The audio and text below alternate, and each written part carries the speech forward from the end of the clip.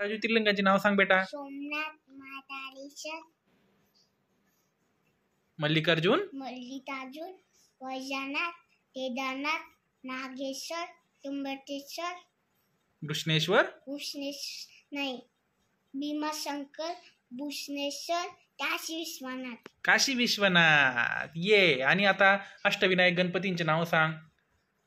श्री बल्लाळेश्वर, तुम्ही नाही म्हणायचं. श्री बल्लाळेश्वर, मोरेश्वर, चिंतामणी, जाटम, महागणपती, सिद्धिविनायक, वरद विनायक. Very good. हे काय आहे? अष्टविनायक गणपती. बाबू श्रीकृष्ण काबर युद्ध खेळत नव्हते. श्रीकृष्ण काबर युद्ध खेळत नव्हते? असंच ना. मग काय झालं माहिती का? श्रीकृष्ण जेव्हा कौरव आणि पांडव यांचे यांना सांगत होते की तुम्ही युद्ध खेळू नका, युद्धामुळे खूप नुकसान होईल. श्रीकृष्ण सांगायचे. आणि धृतराष्ट्र होते ना, धृतराष्ट्र हे कोण होते? कौरवांचे बाबा होते. मग ते राजा होते. मग त्यांना श्रीकृष्णांनी शांती प्रस्ताव ठेवला. काय ठेवला? शांती प्रस्ताव. म्हणजे काय? का ते सांगायला गेले की तुम्ही युद्ध खेळू नका, युद्धामुळे खूप नुकसान होईल, कौरवांचं पण नुकसान होईल, पांडवांचं पण नुकसान होईल. त्याच्यापेक्षा तुम्ही पांडव जे होते ना त्यांना 5 गावं देऊन टाका. मग काय झालं? मग श्रीकृष्ण झोपले होते आणि अर्जुन आणि दुर्योधन हे दोघं पण श्रीकृष्णाकडे गेले. अर्जुन आणि श्रीकृष्ण दोघं पण कोणाकडे गेले? श्रीकृष्णाकडे गेले. आणि श्रीकृष्णाला काय म्हणाले का एक जण आहे ना, दुर्योधन कुठं बसला? श्रीकृष्ण, आता तू कसा झोपलाय? तसं श्रीकृष्ण झोपले होते बरं का.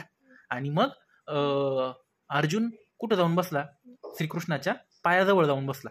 आणि दुर्योधन कुठं जाऊन बसला? डोक्याजवळ जाऊन बसला. मग श्रीकृष्ण झोपले होते. डोळे लाव बरं. असे झोपले होते बरं का. मग श्रीकृष्णाने डोळे लाव ना. मग श्रीकृष्णाने डोळे उघडले. उघड डोळे.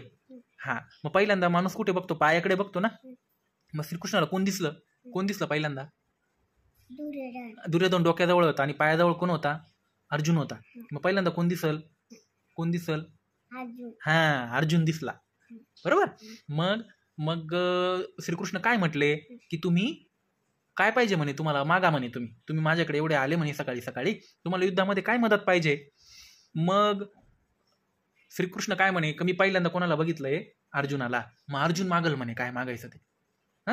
मग अर्जुनाने काय मागितलं की श्रीकृष्णा तू फक्त माझ्यासोबत ये म्हणे युद्धाला. माझ्या युद्धाचा मी जो रथ आहे ना तो रथ तू चालव असं म्हणे. कोण म्हणे? अर्जुन. मग अर्जुनाने कोणाला मागितलं? श्रीकृष्णाला मागितलं. आणि दुर्योधन काय म्हणे? दुर्योधन म्हणे श्रीकृष्ण तुमच्याकडे जी सगळे सैनिक आहे ना तुमच्याकडले, त्याला काय म्हणायचे? नारायणी सेना. काय म्हणायचे? ही तुमच्याकडली जी नारायणी सेना आहे ना ती मला देऊन टाका म्हणे. असं कोण म्हटलं? दुर्योधन. मग श्रीकृष्णाकडले जेवढे सैनिक होते ना, घोडे, हत्ती, हे सगळं कोणाला देऊन टाकलं? दुर्योधनाला. आणि श्रीकृष्ण एकटे कोणासोबत आले? अर्जुनासोबत. मग अर्जुनाचा रथ चालवायला आले ना. पण श्रीकृष्ण काय म्हटले माहिती का? त्यांनी पहिल्यांदा आठ टाकली होती. मी जर कोणासोबत गेलो, मी दुर्योधनासोबत पण जाऊ शकतो आणि अर्जुनासोबत पण जाऊ शकतो, पण मी फक्त एकटा येईल, निहत्ता येईल म्हणे. माझ्याकडे शस्त्र राहणार नाही, मी काहीच करणार नाही, मी फक्त रथ चालवेल म्हणे. मग दुर्योधनाने विचार केला. दुर्योधन म्हणे काय का श्रीकृष्ण तर एकटाच येणार आहे. श्रीकृष्ण म्हणतो मी रथ पण कुठलंच शस्त्र चालवणार नाही. मग त्याच्यापेक्षा आहे ना श्रीकृष्णाला घेण्यापेक्षा काय घ्या? श्रीकृष्णाची सेना घ्या, नारायणी सेना. मग दुर्योधनाने काय केलं? श्रीकृष्णाची सेना घेतली, नारायणी सेना. आणि अर्जुनाने कोणाला घेतलं? श्रीकृष्णाला घेतलं. म्हणून श्रीकृष्ण काय चालवत नव्हते? हत्यार चालवत नव्हते, शस्त्र चालवत नव्हते. फक्त काय चालवायचे? रथ चालवायचे. कोणाचा रथ? अर्जुनाचा रथ चालवायचे. ओके. आधी सांगितलं होतं श्रीकृष्णांनी की मी शस्त्र उठवणार नाही. मग पूर्ण युद्ध होत असताना फक्त श्रीकृष्णांनी अर्जुनाचं मनोबल वाढवलं. जिथं जिथं तो खचला त्याला काय सांगितले? श्लोक सांगितले, भगवद्गीता सांगितली. डोक्याजवळ दुर्योधन बसला आणि पायाच्या आत पायाजवळ अर्जुन बसला. कारण आहे ना मग जे शालीन लोक असतात, नम्र लोक असतात, हे कुठं बसता? नेहमी पायाजवळच बसता. भगवंताच्या पायाजवळच बसलं पाहिजे.